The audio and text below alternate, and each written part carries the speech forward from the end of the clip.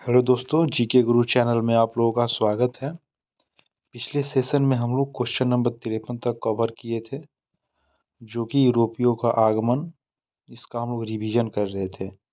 और आज question number 54 के साथ आज के सेशन को स्टार्ट करते हैं। तो हम लोगों का क्वेश्चन नंबर 54 है। 1661 ईस्वी में पुर्तगाल के राजा ने अपनी बहन कैथरीन की शादी इंग्लैंड के राजा चार्ल्स द्वितीय से की। इस उपलक्ष्य में उसने कौन सा भारतीय द्वीप चार्ल्स द्वितीय को दहेज के रूप में दिया? तो इसका सही आंसर होगा option number B, Bombay. Charles द्वितीय और कैथरीन ऑफ ब्रेगेंजा की शादी हुई। इसमें चार्ल्स द्वितीय को दहेज के रूप में बम्बई शहर मिला और फिर आगे चलकर चार्ल्स द्वितीय ने बम्बई को 10 पाउंड के वार्षिक किराए पर फिर ईस्ट इंडिया को दे दिया व्यापार करने के लिए। और आगे चलकर 1687 ईस्वी में अंग्रेजों ने जो पश्चिमी तट का मुख्यालय था वो सूरत से हटाकर फिर बम्बई कर दिया, बम्बई को बना दिया। तो इसके साथ ही हम आगे बढ़ते हैं। Question number 55। इंटरलॉप्स थे कौन थे? तो अनाधिकृत व्यापारियों के रूप में सामुद्रिक लुटेरे। इसका ऑप्शन नंबर ए सही होगा, अनाधिकृत व्यापारियों के रूप में सामुद्रिक लुटेरे। Question number 56।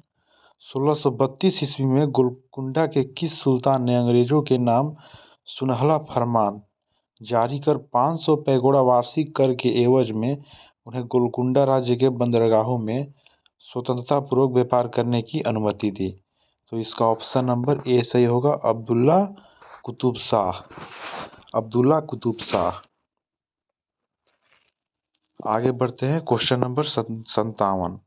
1639 ईस्वी में अंग्रेज फ्रांसिस डे ने कहाँ के शासक से मद्रास को पट्टे पर लिया और वहाँ एक किलाबंदी कोठी बनवाई? तो इसका ऑप्शन नंबर ए होगा, चंद्रगिरी के राजा से। चंद्रगिरी के राजा से। 1639 ईस्वी में जो अंग्रेज था फ्रांसिस डे, वो चंद्रगिरी के राजा से मद्रास पट्टे पर लिया और वहीं एक किलाबंदी कोठी का निर्माण किया। इस कोठी का जो नाम था फोर्ट सेंट जॉर्ज था और यही फोर्ट सेंट जॉर्ज था वो कोरोमंडल पर अंग्रेजी मुख्यालय बना था। ठीक है। Question number 58। अंग्रेजों ने पूर्वी भारत में पहली बार उड़ीसा में महानदी के मुहाने पर हरिहरपुर, बालासोर एवं पिपली में फैक्ट्रियां कब स्थापित की?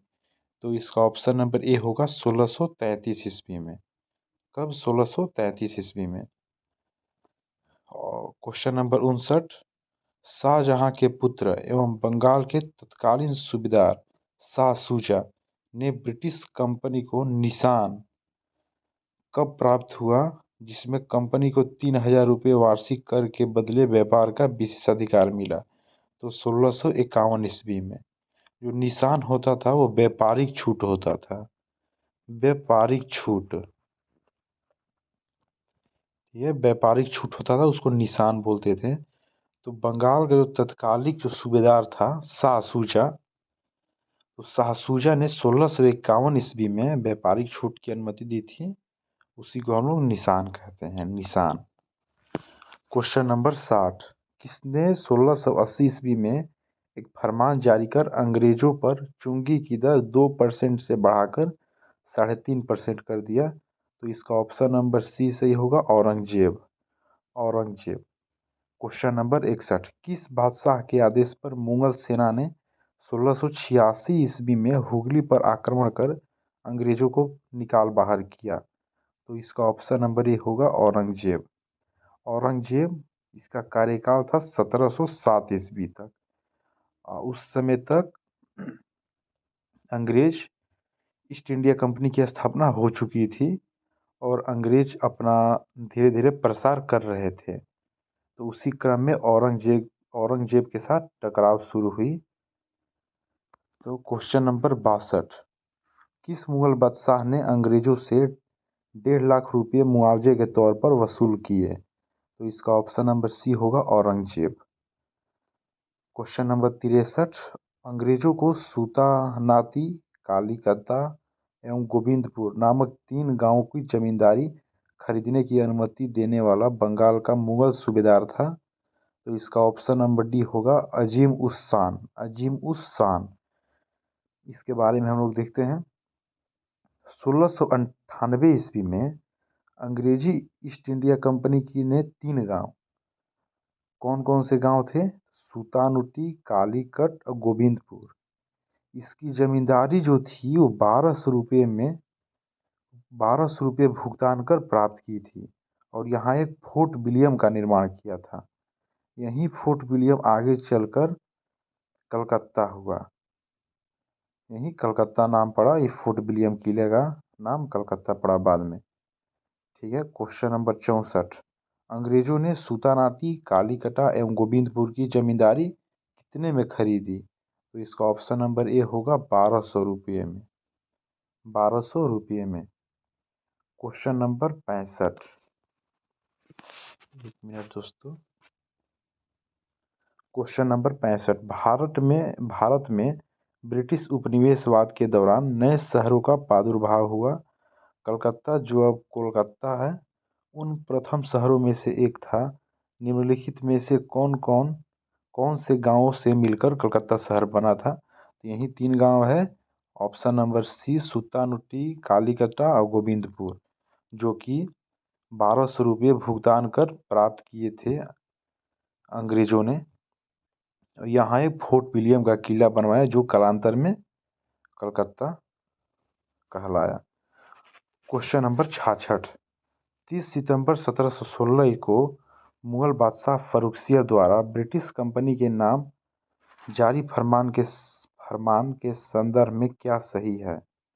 तो इसका ऑप्शन नंबर ए, बी, ए देखते हैं। इसके द्वारा कंपनी को केवल 3000 रुपये के वार्षिक खराज पर निःशुल्क व्यापार करने का अधिकार मिला। ये ऑप्शन सही है।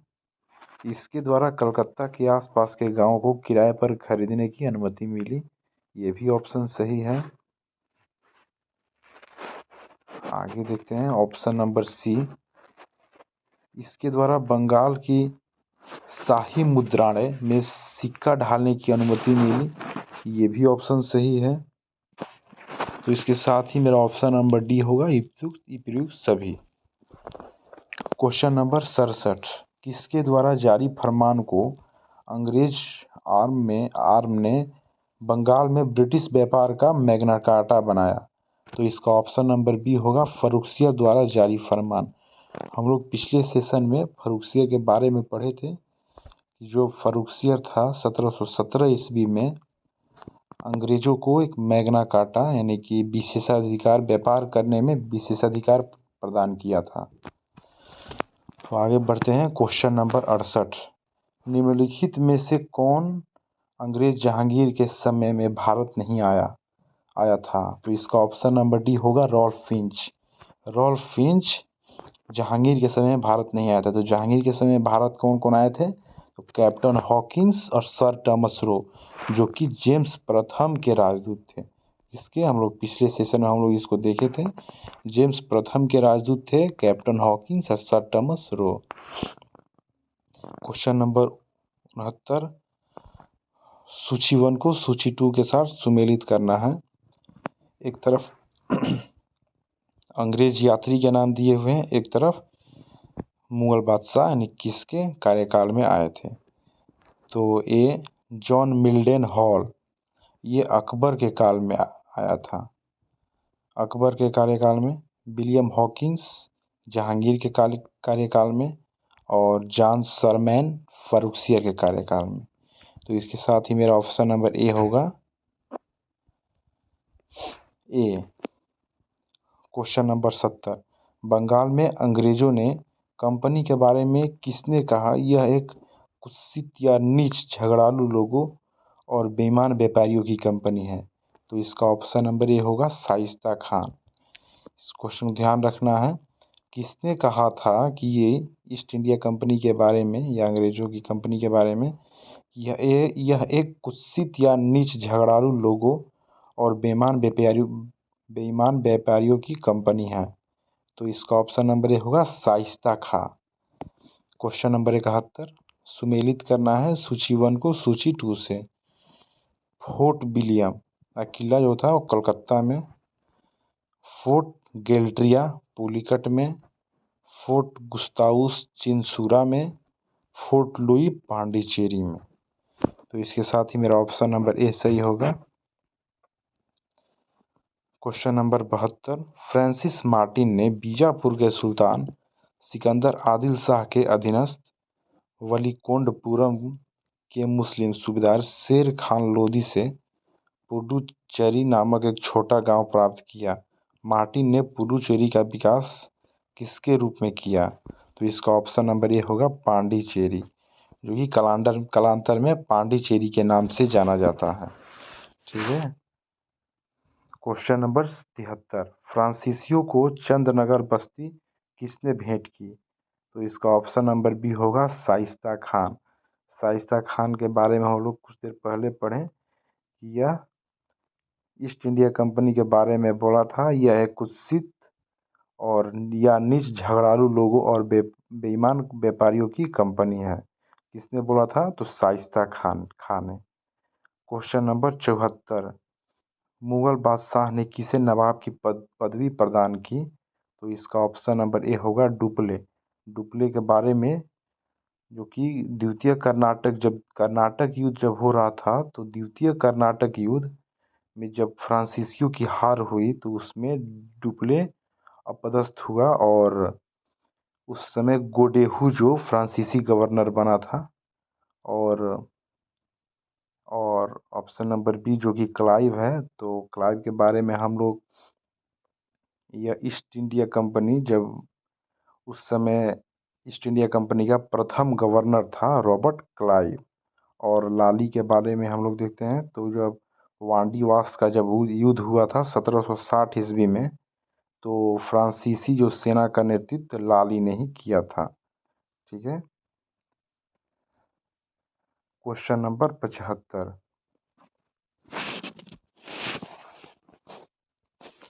क्वेश्चन नंबर 75, डुप्ले के संबंध में क्या सही है? तो इसका ऑप्शन नंबर ए देखते हैं। वह पहला व्यक्ति था जिसने भारत में यूरोपीय साम्राज्य की नींव रखी। तो ये ऑप्शन सही है।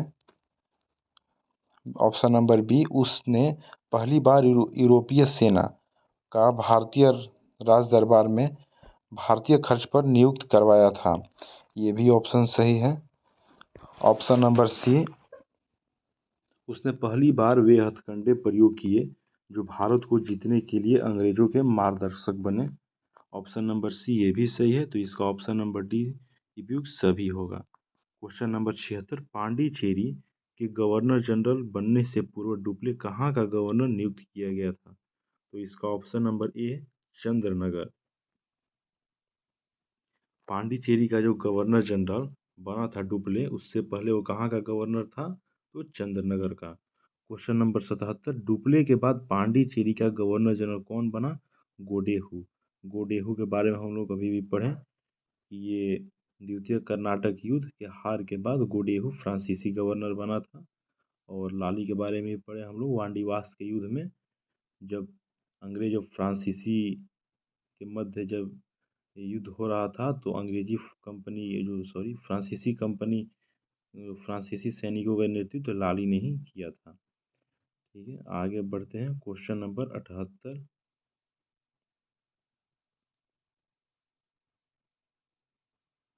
क्वेश्चन नंबर 78, फ्रांसीसियों के पतन का कारण था? तो इसका ऑप्शन ए देखते हैं। अंग्रेजों की नौसैनिक श्रेष्ठता एवं भारत व भारत के बाहर अंग्रेजों से व्यापारिक प्रतिद्वंदिता। इसका ऑप्शन नंबर ए सही है। ऑप्शन नंबर बी, फ्रांसीसी सरकार के समर्थन का अभाव। ये भी सही है। ऑप्शन नंबर सी, फ्रांसीसी कंपनी का दुर्बल संगठन। ये भी सही है। तो इसका ऑप्शन नंबर डी सही होगा, उपयुक्त सभी। क्वेश्चन नंबर 79, निम्नलिखित में से कौन सा युद्ध निर्णायक युद्ध था जिसमें फ्रांसीसी हार गए एवं अंग्रेजों की सर्वोच्चता स्थापित हो गई? तो इसका ऑप्शन नंबर ए सही होगा, वांडीवास का युद्ध। वांडीवास का युद्ध हम लोग पिछले सेशन में देखे थे, जो कि 1760 ईस्वी में हुआ था और अंग्रेजों और फ्रांसीसी के मध्य हुआ था। बेदरा का युद्ध अंग्रेज और डच के मध्य हुआ था 1759 ईस्वी में। डच अपना प्रभाव भारत में कुछ ज़्यादा नहीं रख पाए थे। और प्लासी का युद्ध 1757 और बक्सर का युद्ध 1764 ईस्वी में हुआ था। प्लासी का युद्ध जो कि अंग्रेज और सिराजुद्दौला के मध्य, और बक्सर का युद्ध अंग्रेज और तिलकुट सेना के मध्य हुआ था। वो तिलकुट सेना में जो मीर कासिम, शुजाउद्दौला और और एक था। क्वेश्चन नंबर 80, कौन सा युद्ध यूरोपीय आंग्ल फ्रांसीसी युद्ध का विस्तार नहीं था? तो इसका ऑप्शन नंबर बी होगा द्वितीय कर्नाटक युद्ध, जो कि 1749 से 54 के मध्य हुआ था। प्रथम कर्नाटक युद्ध 1746 से 48 के मध्य हुआ था। और द्वितीय कर्नाटक युद्ध 1758 से 63 के मध्य हुआ था। प्रथम कर्नाटक युद्ध जो कि एला सापियल की संधि के तहत खत्म हुआ। द्वितीय कर्नाटक युद्ध जो कि पांडिचेरी या गोडेहू की संधि के तहत समाप्त हुआ। और तृतीय कर्नाटक युद्ध जो कि पेरिस की संधि के तहत समाप्त हुआ। क्वेश्चन नंबर 81, प्रथम कर्नाटक युद्ध की समाप्ति किस संधि से हुई? तो इसका ऑप्शन नंबर ए होगा एला सापेल की संधि, अभी हम लोग ने देखा। क्वेश्चन नंबर 82, गोडेहू की संधि या पांडिचेरी की संधि 1754 में कौन सा युद्ध समाप्त हुआ? तो इसका ऑप्शन नंबर बी द्वितीय कर्नाटक युद्ध। द्वितीय कर्नाटक युद्ध जिसमें फ्रांसीसियों की हार हुई और उस समय फ्रांसीसी गवर्नर डुप्ले था, उसमें डुप्ले अपदस्थ हुआ और गोडेहू फ्रांसीसी गवर्नर बना। और पांडिचेरी की संधि को ही गोडेहू की संधि कहते हैं। क्वेश्चन नंबर 83, वांडीवास के युद्ध में अंग्रेजों का नेतृत्व किसने किया? तो इसका ऑप्शन नंबर ए होगा सर आयरकुट। और फ्रांस की ओर से फ्रांसीसी सैनिक का नेतृत्व लाली ने किया था। ठीक है, सर टॉमस रो के बारे में हम लोग पढ़े कि जो टॉमस रो था वो जहांगीर के दरबार में जो जेम्स प्रथम का राजदूत बनकर आया था। क्वेश्चन नंबर 84, कर्नाटक का तृतीय युद्ध किस संधि के फलस्वरूप समाप्त हुआ? तो इसका ऑप्शन नंबर सी होगा पेरिस की संधि। क्वेश्चन नंबर 85, फ्रांस की सरकार ने किस वर्ष भारत स्थित फ्रांसीसी बस्तियों का अधिकार भारत सरकार को सौंप दिए? तो इसका ऑप्शन नंबर बी होगा 1954 ईस्वी में। 1961 ईस्वी में पुर्तगाल छोड़कर गए थे, 1961 ईस्वी में सबसे अंत में। क्वेश्चन नंबर 86, इतिहासकार मैकाले के अनुसार वह पहला व्यक्ति कौन था जिसने पहली बार अनुभव किया कि मुगल साम्राज्य के खंडहरों पर एक यूरोपीय साम्राज्य बनाया जा सकता है? तो इसका ऑप्शन नंबर ए होगा डुप्ले। डुप्ले।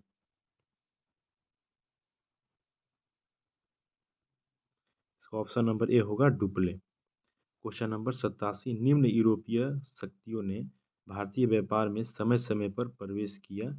तो इसका ऑप्शन नंबर बी होगा सबसे पहले पुर्तगाली आए थे, उसके बाद अंग्रेज, उसके बाद डच, उसके बाद फ्रांसीसी।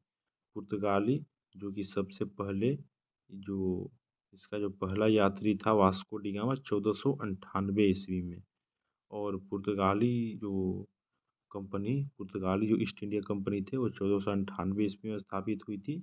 अंग्रेजी ईस्ट इंडिया कंपनी जो कि 1600 ईस्वी में स्थापित हुई थी। कब? 1600 ईस्वी में। जो डच ईस्ट इंडिया कंपनी थी वो 1602 ईस्वी में स्थापित हुई थी। और जो फ्रांसिस ईस्ट इंडिया कंपनी थी वो 1664 ईस्वी में स्थापित हुई थी। ठीक है। क्वेश्चन नंबर 88, निम्नलिखित यूरोपियनों में से कौन सा एक स्वतंत्रता पूर्व भारत में व्यापारी के रूप में सबसे अंत में आए? तो इसका ऑप्शन नंबर सी होगा फ्रांसिस, क्योंकि सबसे पहले पुर्तगाली आए थे और सबसे अंत में वैसे आए तो थे Swedish. Swedish east India company की स्थापना हुई थी सबसे अंत में 1731 ईस्वी में। लेकिन इसमें ऑप्शन के अनुसार इसका ऑप्शन नंबर सी होगा फ्रांसीसी। क्वेश्चन नंबर 89, भारत का बादशाह उस समय कौन था जब ब्रिटेन की ईस्ट इंडिया कंपनी की स्थापना हुई थी? तो इसका ऑप्शन नंबर सी होगा अकबर। अकबर का जो कार्यकाल था 1605 ईस्वी तक था। कब तक? 1605 ईस्वी तक। और ब्रिटिश ईस्ट इंडिया कंपनी की स्थापना हुई थी 1600 ईस्वी में। ठीक है। Question number 90। 17वीं सदी के दौरान दक्षिण भारत में यूरोपीय व्यापारी कंपनियों की सफलता के लिए निम्नलिखित में से कौन से कारण थे? तो इसका ऑप्शन नंबर ए है, दक्षिण में मुगल उतनी तादाद में नहीं थी जितनी उत्तर में। ये बात सही है। बी, विजयनगर राज्य 16वीं सदी के अंत में उखाड़ फेंका गया। ये भी सही है। हम लोग विजयनगर के बारे में आगे पढ़ेंगे। एक मिनट दोस्तों, विजयनगर के बारे में हम लोग आगे पढ़ेंगे, जो कि और 3, दक्षिण में अनेक छोटे और कमजोर राज्य थे।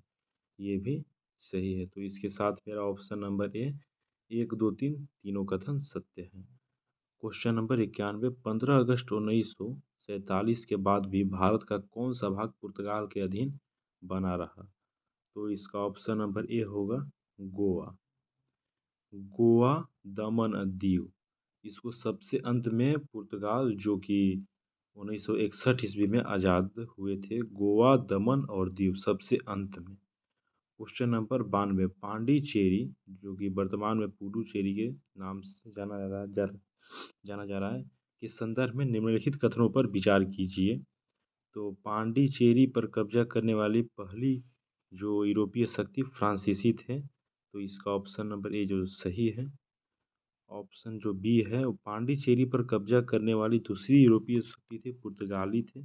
ये ऑप्शन जो है गलती है। और 3 है, अंग्रेजों ने कभी पांडिचेरी पर कब्जा नहीं किया। ये भी गलती है, कब्जा किया था। तो इसके साथ ही मेरा ऑप्शन नंबर ए होगा, कथन केवल एक सत्य है। Question number 93। लंदन में ब्रिटिश ईस्ट इंडिया कंपनी के गठन के समय भारत का निम्नलिखित में से कौन बादशाह था? तो इसका ऑप्शन नंबर ए होगा अकबर, के बारे में हमने कुछ देर पहले चर्चा की है। Question number 94। वांडीवास के युद्ध में, जो कि 1760 ईस्वी में हुआ था, और ब्रिटिश ने फ्रेंच को हराया था। ब्रिटिश और फ्रेंच के मध्य युद्ध हुआ था, वांडीवास का युद्ध। तो इसके साथ ही मेरा ऑप्शन नंबर सी सही होगा। तो इसके साथ ही मेरा जो यूरोपियों का आगमन था, ये पूरा कंप्लीट हो गया। और उम्मीद करूँगा कि आपको ये लेक्चर पसंद आई होगी और आप इसको अच्छी तरह से समझ पाए होंगे। तो इसके साथ ही हम लोग आज का लेक्चर यहीं समाप्त करते हैं। Thank you.